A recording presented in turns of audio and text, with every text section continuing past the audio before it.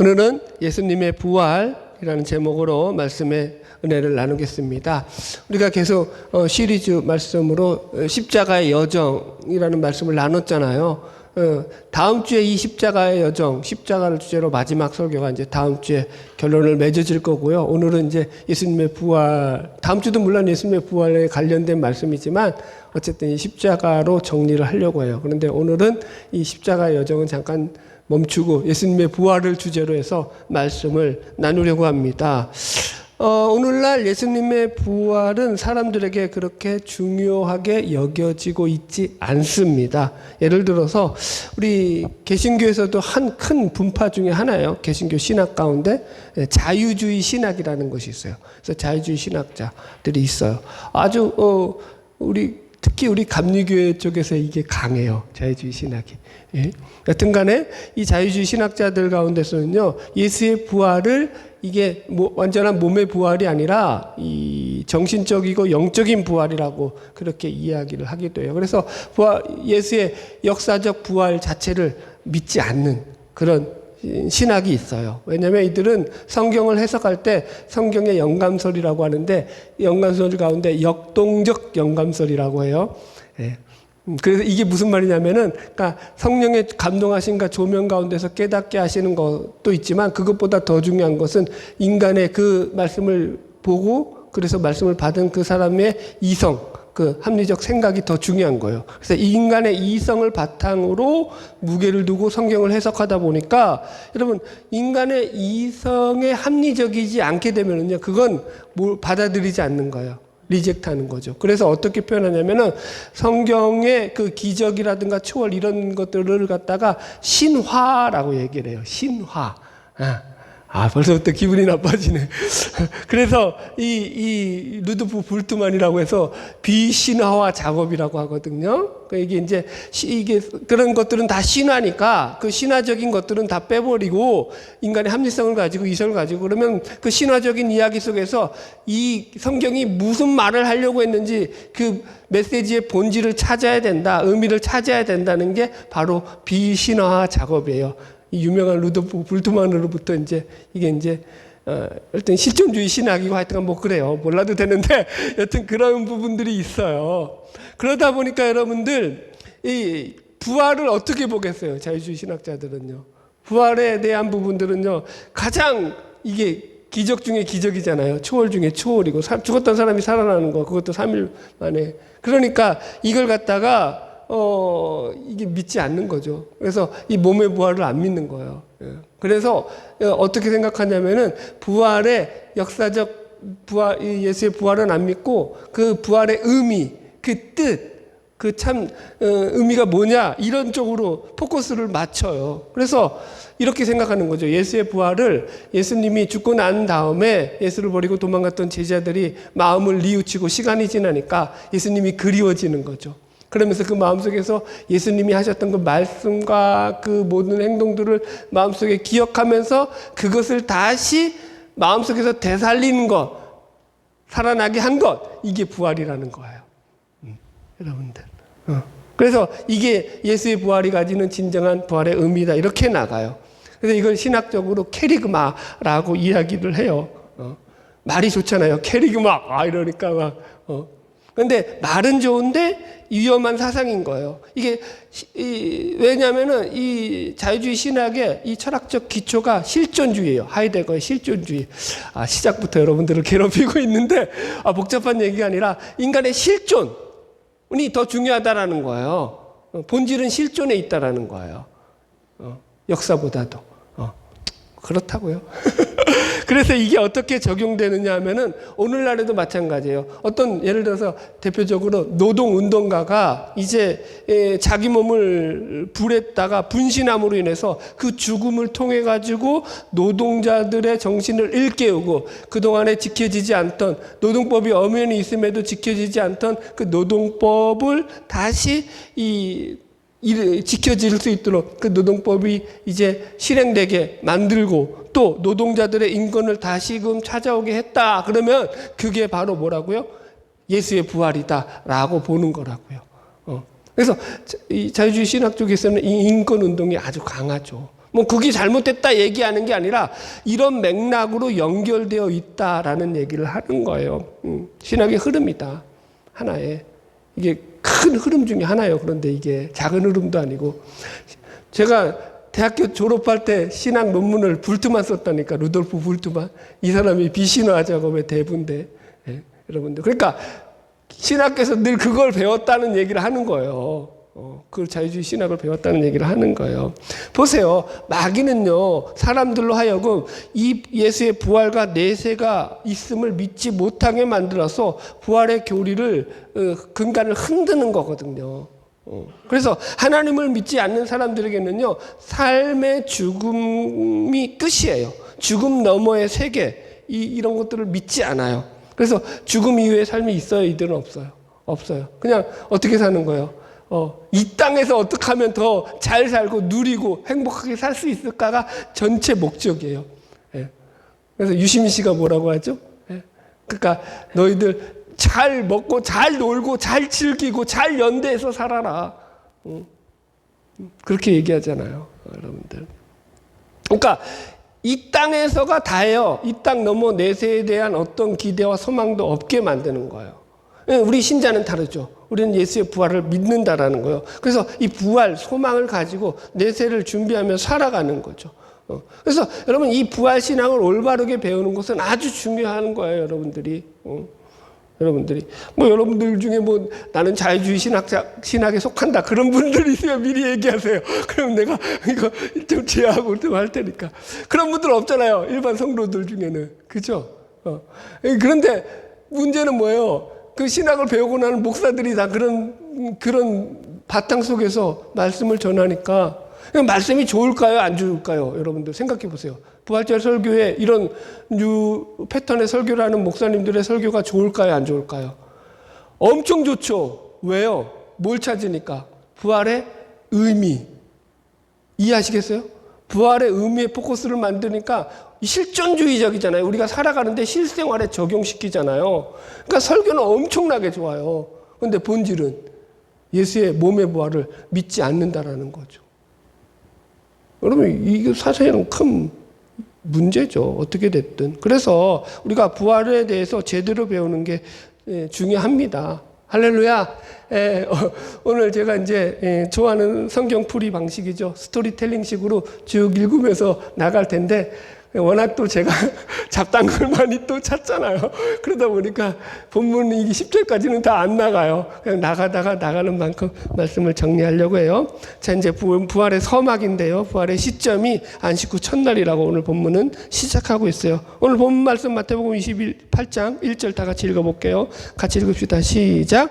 안식일이 다 지나고 안식 후 첫날이 되려는 새벽에 막달라 마리아와 다른 마리아가 무덤을 보려고 갔더니, 이제 예수님이 무덤에 묻히셨던 그 시간으로부터 안식일이 다 지나고 안식 후 첫날이 되려는 새벽에 이제 예수님이 부활하셨다라는 것으로서 이 성경 말씀이 시작을 하고 있습니다. 그래서 이 안식 후 첫날은 바로 우리가 지키고 있는 오늘날 이 주일이죠, 주일. 일요일의 개념으로 이해하면 돼요. 그래서 마태복음을 포함한 모든 이 복음서가 증거하는 예수님의 부활의 시점은 바로 이 주일이에요, 주일. 이게 이제 매우 의미가 있죠. 그러니까 안식일이 지나고 안식 후 첫날, 안식일이 토요일이잖아요. 그래서 그 다음날 새벽에 부활하셨다라는 거예요. 자, 그럼 예수님이 십자가에 못 박혀서 죽으시고 난 뒤에 무덤에 이 아리마대 부자 요셉의 무덤 속에 묻히셨던 시간이 대략 얼마나 될까요? 우리는 3일 동안 묻혔다니까 되게 길 것 같잖아요. 3일이면 벌써 70 몇 시간이죠. 그죠? 그런데 그렇게 안 돼요. 실제적으로 제가 계산해 봤거든요. 목사가 하는 일이 뭐겠어요? 이런 거지. 심심하니까. 예수님이 도대체 그러면 이 무덤에 얼마나 몇 시간 동안 계셨을까? 무덤 속에. 계산해 보니까 대략 36시간 정도 나와요. 만 이틀도 안 돼요. 시간상으로는. 왜냐하면 금요일 날 오후 3시에 예수님이 십자가에 달려 죽으셨어요. 죽으신 운명하신 시간이. 그 다음에 그 3시부터 이제 무덤가로 아리마대 요셉 무덤가로 가가지고 이제 거기 장사가 되는 게 하여튼 제가 볼 때 못해도 2-3시간은 걸렸을 거예요. 왜냐하면은 이 예수님의 장례를 못 치렀어요. 유향과 향품을 못 발랐어요. 그러면 그 어쨌다라는 거예요. 바로 예수님이 이 무덤가에 그 시체를 안치하자마자 뭐가 왔다라는 거예요. 날이 어두워졌다는 거예요. 안식일이 시작됐다라는 얘기예요. 이해하시겠어요? 그래서 어떻게 된 거예요? 우리하고 개념이 틀려요. 이들의 하루는 어떻게 돼요? 해 지면 시작인 거예요. 그리고 그 다음날 해 뜨면 그 하루가 되는 거예요. 이해하시겠죠? 그러니까 우리는 해가 아침에 떴을 때 그날이 하루가 시작인데, 이들은 안식일이 어떻게 되냐면은 그 금요일 날 해 질 때, 해가 지면 그때부터 이제 토요일인 거예요. 그래서 토요일 날 해가 또 지면 그게 안식일이 끝인 거예요. 이해하시겠죠? 뭐 복잡하게 설명했는데 여튼 그래요. 그러니까 여튼 금요일 날 6시 전후로 해서 이 예수님이 이제 아리마대 요셉의 무덤에 가셔가지고, 그래서 장례를 치를 시간이 없었다. 그러니까 대략 그러면 그 시간이 몇 시간 되겠어요? 길어야 6시간, 7시간 정도밖에 안 되는 거죠. 이해하셨죠? 금요일 날은 6시간, 7시간 그 무덤가에 계셨고, 그 다음에 토요일은 전체니까 24시간. 그 다음에 주일날 몇 시에 부활하셨는지는 몰라도 새벽에 부활하셨으니까 대략 4-5시간 잡으시면 합해하면은 36시간 대충 그렇게 나온다. 이건 그냥 제가 심심해서 여러분들 인포메이션 차원에서 그러니까 예수님이 무덤가에 오래 계신 건 아니구나, 그 얘기 그냥 하려고 잠깐 여담을 했고요. 그래서 여기 보면은 왜 예수님께서 이 안식일 날 부활하지 아니하시고 안식 후 첫날 부활하셨느냐라는 게 우리가 이제 해석해야 될 문제죠. 율법은요, 안식일을 지키라고 하잖아요. 하나님도 안식일에 포커스를 맞췄다고요. 그러면은 율법의 규례를 완벽하게 이루려고 하면 언제 부활하는 게 맞아요? 예수님이 우리의 생각으로 상식적으로 보면은 안식일 날 부활하는 게 맞아요. 그래요? 안 그래요? 그럼 안식일 날 부활하셔야지. 그러면은 하나님이 안식일 날 또 세상을 창조하시고 안식일 날 또 이스라엘 백성을 애굽에서 건져내시고 또 안식일 날 뭐 한 거예요? 죽음에서 사망에서 깨서 부활하셨다. 이 안식일이야말로 우리가 잘 지켜야 될 하나님의 가장 중요한 날이다. 그래서 안식일이 더 그죠? 귀한 날로 여겨졌을 거 아니에요. 소중하고. 그런데 예수님은 이 안식일을 깨버리시는 거예요. 그죠? 안식 후 첫날 부활하셨다는 거는요, 한사코 예수님이 부활의 시점을 이 날로 정하셨다는 거예요. 왜 이 날로 정하셨다는 거예요? 안식일에 그 잘못된 율법적인 그 관념들, 그죠? 고정 관념들을 깨부수시기 위해서. 안식일은 그런 날이 아니야. 날이 중요한 게 아니야. 이걸 깨기 위해서 예수님께서 어떻게 하신 거예요? 안식 후 첫날 부활하신 거죠. 이해하시죠? 그래서 날에 대한 개념을 잘 가셔야 돼요. 여러분, 우리는요, 신약 시대를 사는 우리 성도들은요, 날에 얽매이면 안 돼요. 율법에 얽매이면 안 돼요. 율법을 지키지 마라가 아니라 그것보다 그 율법 속에 있는 본질, 예수 그리스도가 우리 신앙의 중심이 돼야 되는 거예요. 날보다도. 자, 읽어드릴게요. 로마서 14장 5절로 8절 볼게요. 로마서 14장 5절로 8절. 어떤 사람은 이 날을 저 날보다 낮게 여기고 어떤 사람은 모든 날을 같게 여기나니 나를 중히 여기는 자도 주를 위하여 중히 여기고 먹는 자도 주를 위하여 먹으니 우리가 살아도 주를 위하여 살고 죽어도 주를 위하여 죽나니 그러므로 사나 죽으나 우리가 주의 것이로다. 날이 더 중요하다는 거예요? 예수가 더 중요하다는 거예요? 예수가. 이해하셨죠? 그런 거예요. 그러니까 주일도 여러분들 마찬가지예요. 그래서 우리가 예수가 부활하신 날이 주일이라서 내가 주일을 탁 지키잖아요. 근데 이 날에 목매이면 어떻게 되는 거예요? 안 되겠다. 날에 목을 매여야 돼요, 여러분들은. 여러분들이 신앙이 아주 이게 한참 좀 고급화돼가지고 나는 이 날에 얽매이잖아, 예수에 얽매여. 그러면 여러분들 주일을 넘어서겠죠. 그러나 아직 그 단계가 안 되신 분들은 주일이라도 잘 지키세요. 그러니까 이게 형식이 내용을 담잖아요. 그릇이 어떤 내용물을 담잖아요. 그래서 이 내용물을 보호하는 좋은 그릇이란 거예요. 그런데 본질은 뭐예요? 거기에 담은 내용물이 본질이지 이 형식, 그릇이 본질은 아니거든요. 근데 여러분 보세요. 내가 이게 내용물에 대한 것도 제대로 이해가 없으면 뭐라도 지켜야 돼요. 이 형식, 그릇이라도 잘 갖고 계셔야 된다는 거예요. 그래야지 나중에 이 내용물이 들어왔을 때 그 내용물이라도 알 거 아니에요. 그릇조차도 준비되어 있지 않으면 어떻게 되겠어요? 내용이 뭔지도 모르는 거죠. 그래서 여러분들에게 조심스럽지만 그냥 주일 잘 지키세요. 그냥 그러고 넘어가야겠어요. 여튼 그러나 더 깊은 의미는 있다. 넘어갈게요. 두 번째, 여기 보면은 이제 최초의 부활의 목격자들이 막달라 마리아와 다른 마리아라고 나와요. 28장 1절.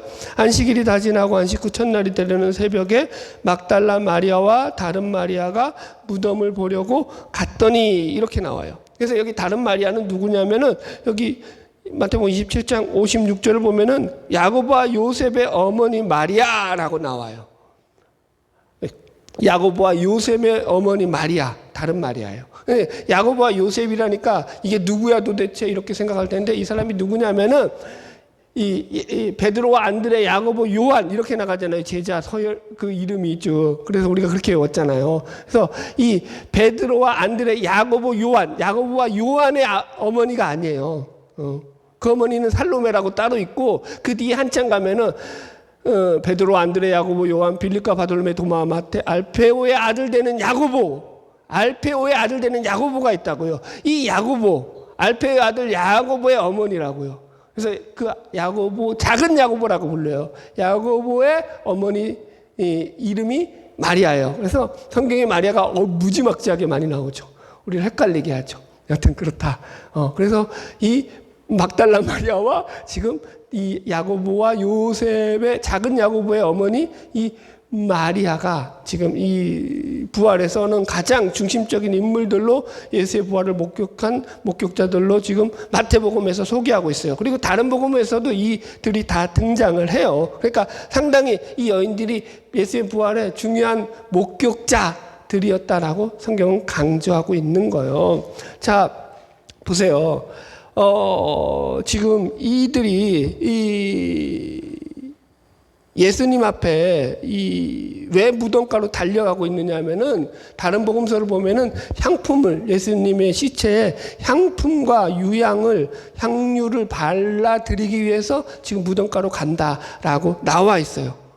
그러니까 향품, 향유 이게 뭐냐면 시체가 썩는 것을 방지하고 그 다음에 이제 이 시체에서 나는 그 부패한 냄새들 있죠. 그거를 갖다가 막아주는 그런 방향제, 방부제 이런 것들이에요. 그러니까 유대인들의 장례의 절차 중에 하나예요. 그들은 이제 그렇게 무덤을 우리 같이 땅에 묻으면 속 편하잖아요. 냄새 안 나고. 하여튼 그 동네는 그래요. 여튼 그렇다고요. 그래서 그러니까 예수님의 장례를 위해서 이 여인들이 안식일이 지나자마자 이렇게 이제 불이 나게 달려가는 거예요. 그리고 그래서 이 장례를 치르기 위해서 지금 우리 마태는 2명만 언급하고 있지만 다른 복음서에는 여인들이 더 여럿이 등장을 해요. 예를 들어서 마가복음에는 야고보와 요한의 어머니였던 샬로메가 나오고요. 또 누가복음에는 헤롯의 청지기 구사의 아내였던 요한나.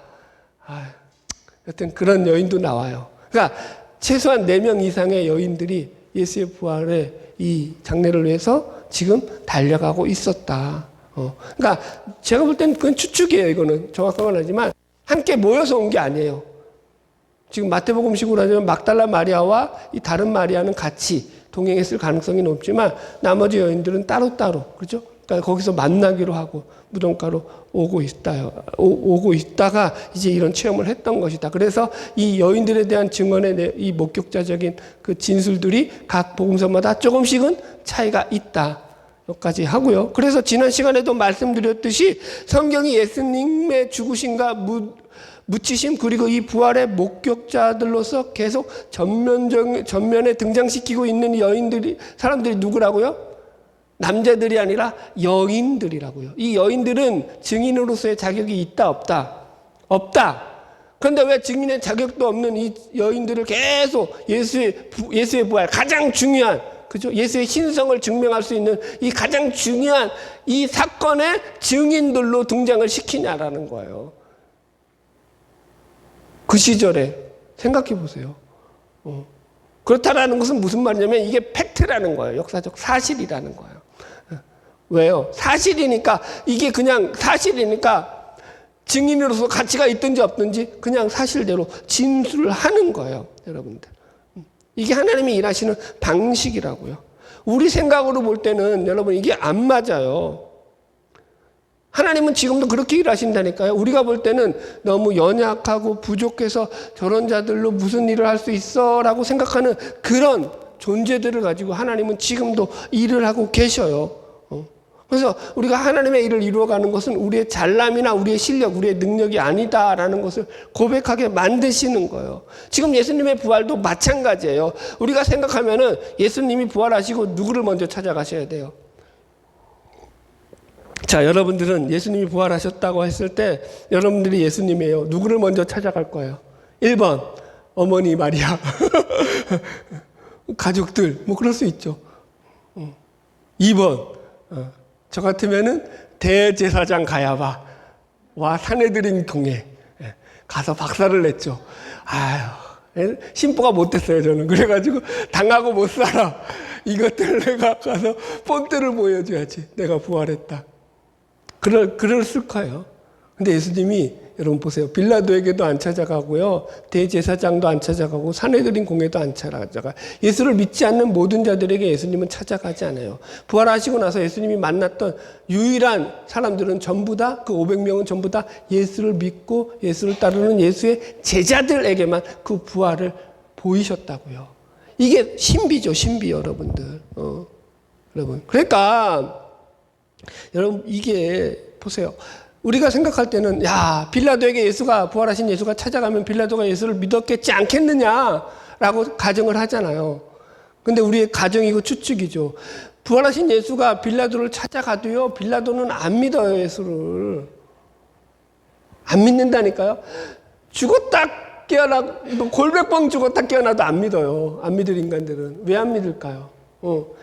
그 사람은 예수보다 자기가 더 중요하기 때문이거든요. 자기가 살아가는 이 자기의 사회적 지위, 소셜 포지션, 이게 더 중요해요.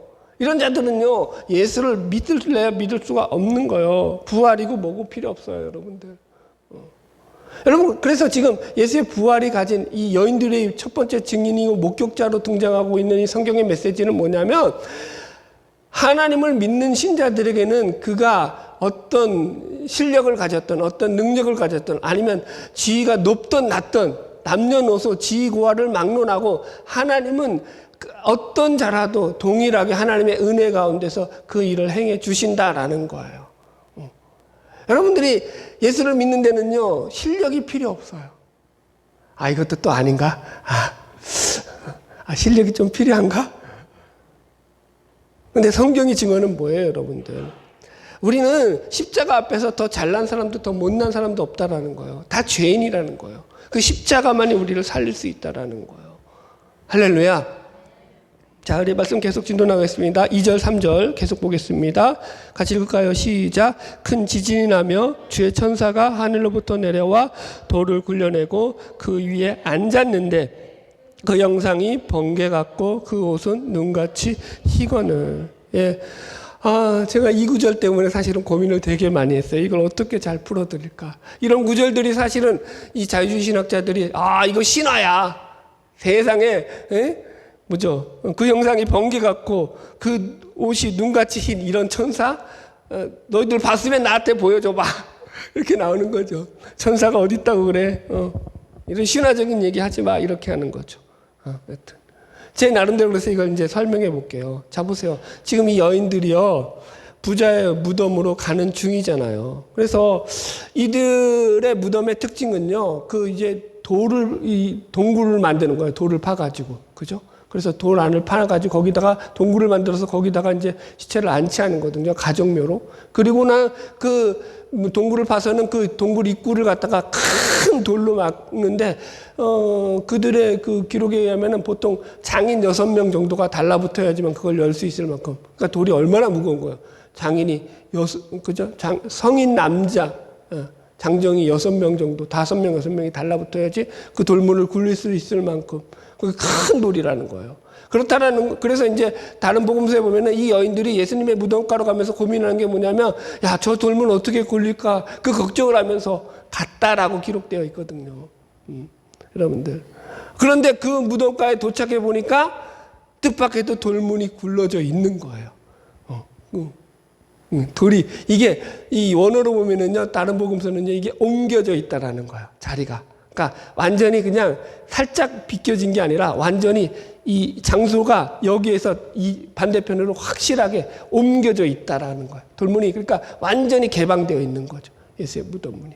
여러분들. 그리고 그 위에 지금 마태복음에는 뭐라고 말하냐면 돌문 위에 그 형상이 번개 같고 그 옷이 눈같이 흰 천사들이 빛나는 존재들이 그 위에 앉아 있었다라는 거예요.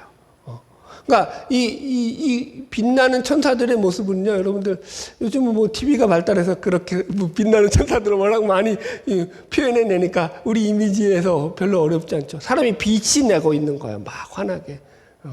사람의 형상을 가지고 있는데 예수님도 계시록에 보면 그런 형상을 가지고 빛나는 옷을 입고 하얀 옷에다가 그렇게 모습으로 등장을 하십니다. 그래서 이 천사의 기록을 보면은 누가복음에서는 두 사람, 요한복음에서는 두 천사라고 하고 마가복음에서는 한 청년이라고 각각 표현들이 약간씩 달라요. 그러니까 사람이라고 보여지는 게 두 군데가 나오고 천사라고 표현하는 데가 두 군데가 나와요. 그럼 무슨 말이에요? 그러니까 이 천사의 모양이 사람 모양이었다는 거예요. 건장한 사람 청년 모양이었는데 빛이 나고 있었다. 그렇게 이해하시면 돼요. 제가 이제 그래서 이걸 어떻게 설명해야 되냐라고 고민 많이 하다가 제가 고민하다가 어떤 생각이 들었냐면 아니 지금 예수의 부활을 이야기하고 있는 판에 이 본문에서 이야기하는 것은 이 죽은 자가 살아났다라는 걸 설명하는 판국이잖아요. 아니 죽은 자가 3일 만에 살아났다라는 것을 주장하는 이런 판국에 천사들의 존재야 뭐 그게 문제가 돼요 안 돼요 사실은. 죽은 자도 살아나는 판국에 지금 천사 갖고 고민할 시간이 어디 있냐는 거지. 사실은 그죠? 여러분 기적 중에 기적이 있는데 천사야 아무것도 아니라는 거죠. 여러분 성경은 기본적으로 이 천사에 대해서 제가 잠깐 말씀드리자면은 우리들에게 그렇게 상세한 정보를 제공하고 있지 않아요. 그래서 어쨌든 기본적인 건 성경을 배경으로 천사들에 대해서 잠깐 설명을 드리면 이들은요 하나님을 보좌하는 존재들로서 우리 인간들과 똑같이 하나님이 창조하신 피조물이에요. 피조물. 그래서 계시록에 보면은 이 종이라고 표현해요. 요한이 천사에게 절을 하려고 하니까 야 나도 너같이 똑같은 종이야. 나에게 절하지 말고 오직 예수 그리스도에게만 경배해. 이렇게 말하거든요. 피조물이라는 거예요. 그 대신에 이 영적인 종물이죠. 그래서 영물이라고 표현하죠. 영적이라는 게 눈에 보이지 않는다라는 특성이 하나가 있고요. 그죠? 그래서 이 천사를 신적 존재로 이해하는 경향이 강했던 중세시대, 뭐 기독교 초기에도 마찬가지죠. 천사 숭배 사상이라는 게 있었어요.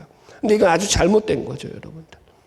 천사가 인간과 다른 부분은요, 그들이 영적인 존재요, 영물로서, 그죠? 우리는 유한한 존재라면은, 그죠? 우리 유한한 인간들이 보기에는 신에 가까운 존재로 보인다라는 거예요, 눈으로 볼 때는. 그렇죠? 그래서, 그러나 얼마든지 그 천사들이 성경에 보면은요, 인간의 모습을 가지고, 인간으로 변형된 모습을 가지고 이 땅 가운데 임할 수 있다, 없다. 나타날 수 있다라고 얘기하죠. 그죠? 아브라함이 만났던 그죠? 세 사람 중에서도 두 사람은 천사였잖아요. 그래서 기본적으로 하나님의 보호자의 역할을 맡은 이 천사들은요, 하나님이 계시는 저 하늘나라에 살아가고 있어요. 그래서 사는 범위가 좀 우리랑 또 다르기도 하죠. 그래서 성경을 보면은 하나님을 보호자하는 방식에 따라서 천사를 크게 두 종류로 나누는데요. 하나는 그룹, 하나는 스랍 이렇게 나눠요. 그룹은 뭐냐면 하나님을 보호자하는 거, 하나님의 보호자를 호위하는 거예요. 호위무사들, 우리 식으로 말하자면, 그죠? 그런 거예요. 보디가드 막 이런 거죠. 그래서 에덴 동산에서 생명나무를 보호했던 천사들도 이 그룹이라고 나와요. 그래서 이 그룹들은 하나님이 임재하실 때 하나님의 보좌를 보호자해야 되니까 함께 따라가겠어요? 안 따라가겠어요? 대통령이 갈 때 수행 경호원이 따라가요? 안 따라가요? 항상 따라가죠. 그거와 같다고 생각하시면 돼요. 성경에서 그래서 항상 하나님의 임재 가운데 같이 등장하는 게 이 그룹 천사예요. 외형적인 것을 보면은 이 에스겔서에서 이 그룹은 4개의 얼굴을 가지고 있어요. 사자, 사람, 황소, 독수리 얼굴을 가졌고 4개의 날개를 가진 존재. 그 정도만 이해하시면 되겠고요. 그럼 스랍은 뭐냐면 이 스랍은요 하나님의 거룩함을 찬양하는 거예요. 주 목적은 찬양과 경배예요. 그죠? 그리고 메신저 역할을 해요. 그래서 하나님의 메시지를 인간들에게 전하는 거. 예수의 탄생을 알리는 거, 목자들에게. 그 천사들이 스랍이죠. 지금 본문에서도 예수의 부활을 알리고 있죠. 이 천사는 누구겠어요? 그룹이겠어요? 스랍이겠어요? 스랍 천사겠죠. 그리고 이사야서를 보면 이 스랍 천사는 날개가 6개로 나와요. 몰라 날개가 있는지 없는지 그냥 성경이 말하는 거예요. 외형적인 차이가 좀 그렇게 있다. 그래서 보세요. 천사들은요 인간의 눈으로 보여요, 안 보여요? 안 보여요. 그들이 자신의 모습을 드러내지 않는 한 안 보인다고요. 보세요, 여러분. 천사들이 얼마나 많아요. 그런데 이 성경에 이 많은 천사들 가운데 그 이름이 알려진 천사는 딱 둘밖에 없죠. 그죠? 가브리엘, 그죠? 그 다음에 미카엘, 둘밖에 없어요. 다른 천사의 이름은 안 알렸어요. 루시퍼 잘못됐다니까요. 그건 우리가 만들어낸 거야. 그런 이름 없어. 그냥 우리가 루시엘 천사 거기 계명성 이름 해가지고 루시퍼 만들어낸 거예요. 사탄이에요, 사탄. 타락한 천사라고요. 타락한 천사니까 이름을 멋있게 만들어야지. 이게 누구의 책에서 만들어낸 책인데 까먹었어 하여튼가. 유명한 그 책에서 이 루시퍼라는 이름이 먼저 이게 그러니까 소설 책에서 먼저 등장해요. 신학적으로 이게 루시퍼였어 라고 해서 등장하는 우리가 그냥 만들어낸 이름이라고요. 성경에서 루시퍼가 나와요, 안 나와요? 안 나와요. 계명성이라고 나온다고요. 타락한 계명성. 그건 이제 괜히 또 그 얘기를 왜 해가지고 여튼 넘어가. 그래서 성경에는 누구밖에 안 나온다고요? 가브리엘과 미가엘 둘밖에 안 나와요. 자 보세요. 그렇다라는 것은 하나님이 천사들의 이름을 숨기고 있다라는 거예요. 우리에게 알리기를 원하신다는 거야, 안 원하신다는 거예요?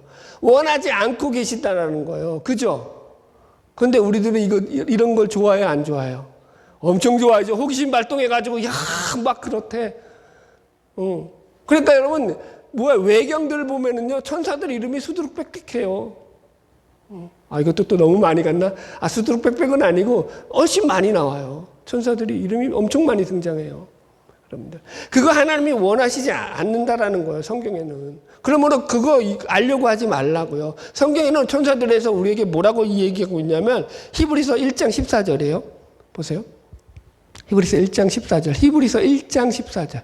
히브리서 1장. 모든 천사들은 섬기는 영으로서 구원받을 상속자들을 위하여 섬기려고 보낸 심이 아니냐. 그러니까 이 말씀은 무슨 말이냐면은 우리 눈에 보이지 않지만 헤아릴 수 없는 수많은 천사들이 하나님의 명령에 따라서 하나님의 분부에 따라서 지금도 분주하게 우리 주위에서 우리를 돕고 섬기는 사역을 하고 있다라는 거예요. 우리를 지켜주신다고요. 이걸 그래가지고 이제 너무 많이 가니까 수호천사가 있다라고까지 가는데 그건 너무 오버한 거고요. 나도 수호천사가 있으면 좋겠지, 내 뒤에. 그래서 좀 그런 거 있잖아. 어디 이제 좀 뭐 성령 집회 막 좀 신령하다는 그런 사람들은 내 뒤에 천사 있는 거 보여, 안 보여? 이러잖아, 목사들이. 여러분들 보이세요? 제 뒤에 천사가 지금 딱 지키고 있는 거? 무슨 그러잖아요. 신령한 눈이 열려야 보인다니까? 이러잖아요. 보이긴 뭐가 보여요. 여튼 그렇다고요. 수호천사 그건 너무 많이 간 거예요. 수호천사가 있다 없다가 중요한 게 아니라 하나님은 우리를 보호하고 섬기는 천사들을 우리에게 지키고 또 우리에게 함께 우리를 지켜주신다는 게 성경의 메시지인 거지. 그죠? 천사도 바쁘잖아요. 나만 보고 있을 수 없잖아. 웃자는 얘기고. 그 다음에, 그래서 다락방이죠. 다락방 2단. 얘네들은 어디까지 가냐면 천사 동원령까지 있다고 해요. 우리가 천사를 동원해서 명령을 해가지고 우리가 부릴 수 있다. 아이고, 웃기고 있네, 아주 그냥. 그렇지 않아요. 천사들은 누구의 명령을 듣는 거예요? 하나님의 명령을 따르는 거죠. 그래서 우리를 지키는 거예요. 그래 천사 숭배도 잘못됐지만 천사를 너무 또 부려먹는 것도 잘못되는 거야. 착각해가지고. 그런 존재가 아니야. 똑같은 종의 개념으로 우리가 이해해야 돼요. 그래서 어쨌든 비록 지금도 우리 눈에는 보이지 않지만 하나님께서는 우리들 성도들을 섬기라고 돕는 천사들을 보내심으로 말미암아 불꽃 같은 눈으로 우리를 지키고 있다 없다? 있다. 좀 믿어라. 여기까지 할게요. 자, 그래서 여기 이제 이 천사들이 돌 위에 앉아 있다라고 해요. 돌 위에 앉는다는 의미가 무슨 의미냐면은 이제 예수는 더 이상 죽음에 지배받지 않는다라는 거예요. 죽음을 넘어선 존재라는 거예요. 돌문이 굴려졌다. 죽음을 넘어섰다라는 거죠. 죽음 너머에 존재하는 그 놀라운 영적 실체에 대해서 이 천사들이 직접 그 모습을 이 목격자들인 여인들에게 드러냄으로 말미암아서 그 세계가 있다라는 것을 증명해 보는 거죠. 초월적 세계가 있어. 니들이 모르는 세계가 있어. 여러분, 우리도 그럴 거 아니에요. 천사가 마땅히 나타나서 보여준다면 하나님 더 잘 믿을 것 같죠. 웃기지 마요. 안 그래요? 꿈에서 막 천사가 나타나가지고 막 그러면은, 내가, 아니에요. 여러분, 그거 다 우리가 우리 식으로 만들어낸 신을 믿으려고 하는 우리의 욕심인 거예요. 천사를 여러분 보세요. 이 천사를 지키던 자들을 여기 4절 보세요. 지키던 자들이 그를 무서워하여 떨며 죽은 사람과 같이 되었다. 이 지키던 자들이 누구냐면은 이 대제사장이 이 예수의 부활을 의심해가지고 믿은 건 아니고, 그래서 예수의 시체가 없어질까봐 경비병들을 세워가지고 그 무덤을 지키게 했다라는 거예요. 로마 병정들이에요, 하여튼간. 그래서 비싼 돈 주고 사서 지금 그 돌문을 지키던 경비병들이거든요. 그런데 이들이 지금 이 초월적인 광경을 보고 어떻게 했다고요? 무서워서 떨며 죽은 사람같이 되었다. 죽은 사람같이 되었다가 원어로 보니까 그냥 as dead man이에요. 그러니까 실제로 죽어 있는 사람. 예수가 죽은 게 아니라 지금 이 사람 그러니까 쉽게 죽어 있다라는 건 뭐예요? 의식을 못 하고 있는 거예요. 기절해 있는 거예요. 너무 놀래가지고 두렵고 또 공포심에, 공포 가운데 공포 영화 보다가 여러분 기절한 적 있어요? 제가 그 얘기하는 거예요. 귀신 보고 놀라서 기절한 것처럼 그렇게 기절한 거예요. 자, 5절 6절 이제 마저 읽읍시다. 시작.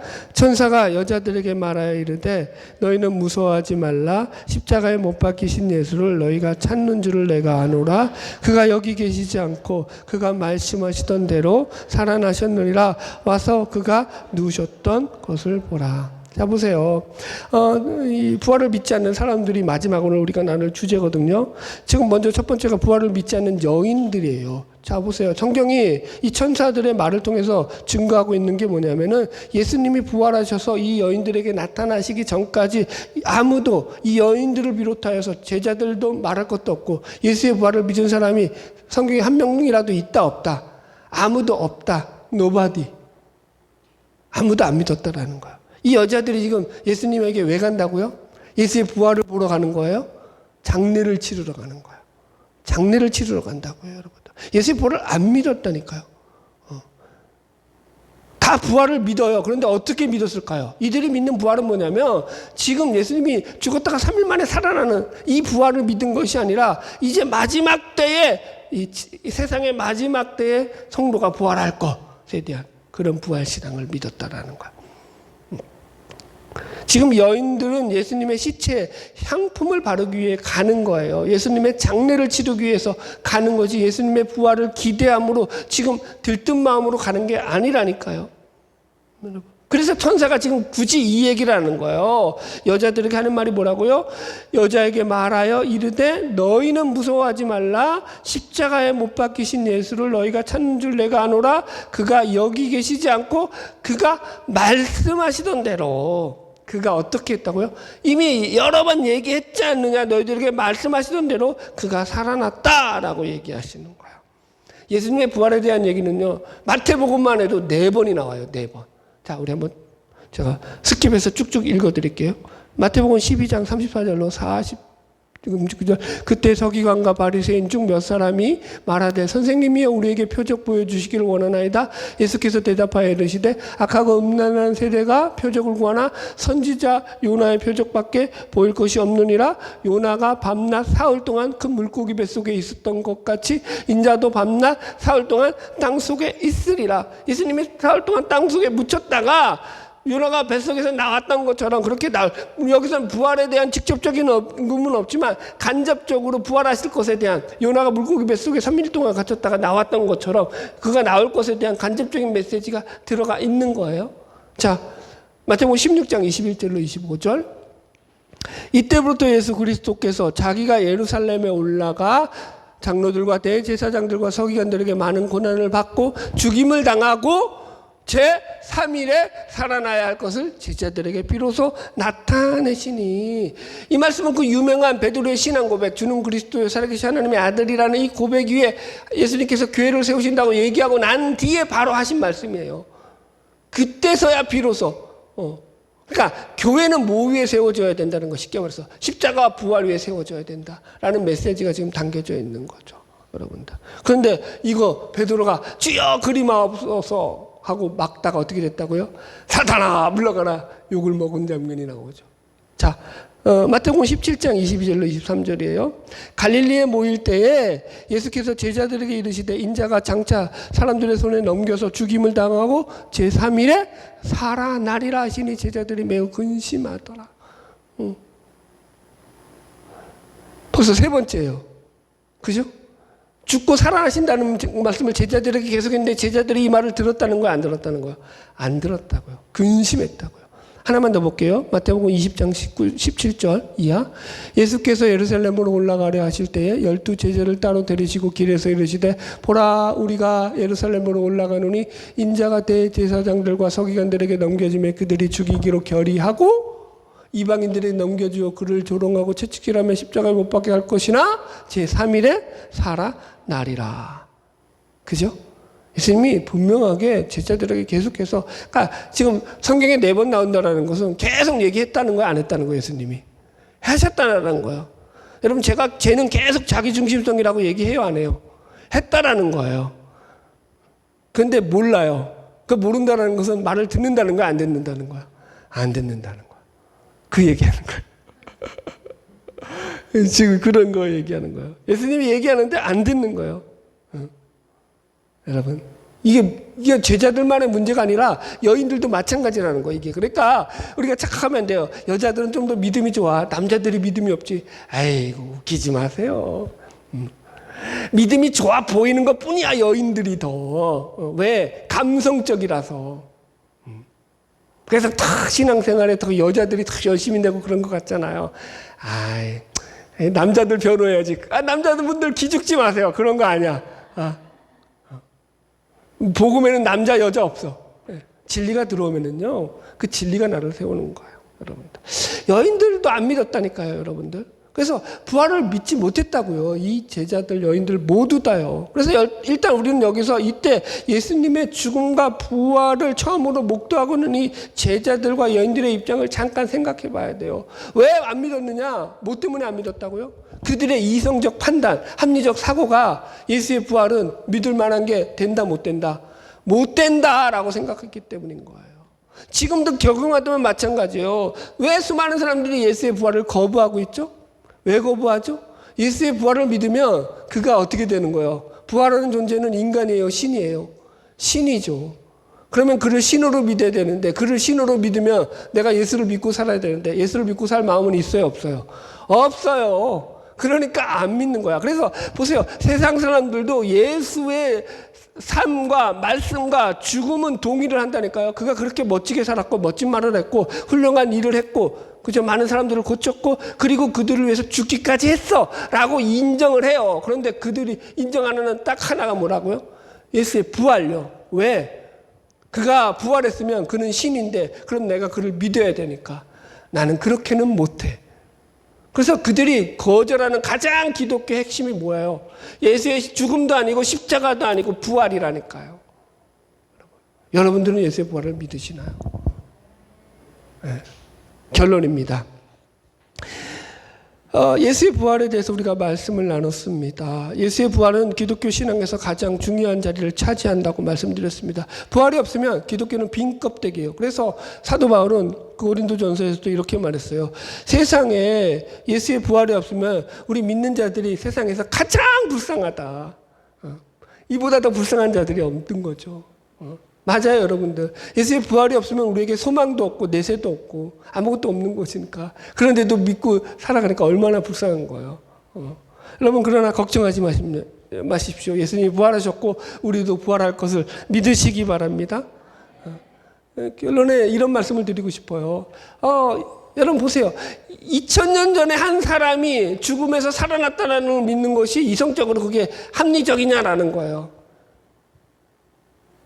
여러분 2000년 전에 우리나라는 어떤 시대였냐면은 이 고대 국가가 이제 막 태동하던 시기예요. 2000년 전이면 고구려, 백제, 신라, 가야 이런 나라들 이제 막 태동해가지고 막 고대 국가를 성립하기 시작하는 이런 누구예요? 우리 누가 박혁거세가 아래서 나오던 시절이라고요. 이걸 믿는 거라니까요. 말이 돼요? 그래서 그래서 이성을 갖다가 여러분들 여러분 이게 그러니까 이성 넘어 있는 부분이라는 거죠. 이게 믿어지는 게 신비인 거예요. 기적이고 은혜인 거죠. 하나님이 우리에게 믿게 해주시는 거죠, 여러분들. 이 부활신앙으로 우리가 믿음을 가지고 살아간다는 건 그래서 이 땅 가운데서 이 마지막은 그래도 이 부활의 의미를 우리에게 적용시켜야 되는 거예요. 자유주의 신학자들이 말하는 그런 부활의 의미가 아니라 실제적, 역사적 부활하신 그 예수의 실존이 우리 가운데서 어떻게 우리의 삶을 변화시키고 일으키느냐 그걸 느끼셔야 된다고요. 여러분. 우리의 삶은 이 땅이 끝이 아닌 걸 경험하셔야 된다니까요. 제가 좋아하는 찬양 가운데 이 찬양이 있어요. 이 세상에 근심된 일이 많고 참 죽을 일 쌓였구나.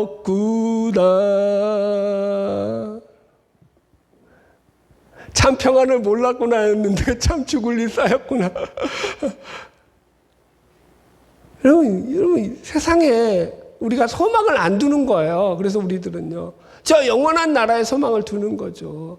그게 있기 때문에 이 땅을 버티게 한다고요. 근데 우리가 버티는 힘이 없잖아요. 그러니까 하나님이 어떻게 한다고 오늘 말씀에서 천사를 우리에게 보내주셔서 우리를 지켜주신다라고 성경을 강조하는 거죠. 눈에 보이지 않아서 우리가 안 믿을 뿐이지 있다고요. 여러분. 제가 잘 살잖아요, 여러분들. 목사로 사는데 잘 살잖아요. 이게 편이 좀 그러나, 목사라서 잘 사는 건가? 여튼 그래요. 무슨 말인지는 이해하시겠죠. 근데 제가 세상을 목표로 해서 세상의 어떤 성공과 번영을 목표로 해서 달려가는 삶을 살지 않잖아요. 그런데도 살아간다고요. 삶 속에서 기쁨과 소망이 넘쳐난다고요. 그 땅을 바라보면서 사는데도 왜 그게 가능하다고요? 그 나라가 있고 그 영원한 곳이 있기 때문인 거죠. 그 삶이 우리의 삶을 더 풍성하게 만들어주는 거예요. 바라기는 저 여러분 예수 그리스도 안에서 이 부활신앙을 가지고 날마다 믿음으로 승리하는 삶을 살아가는 저 여러분 되기를 주의 이름으로 축복합니다. 예.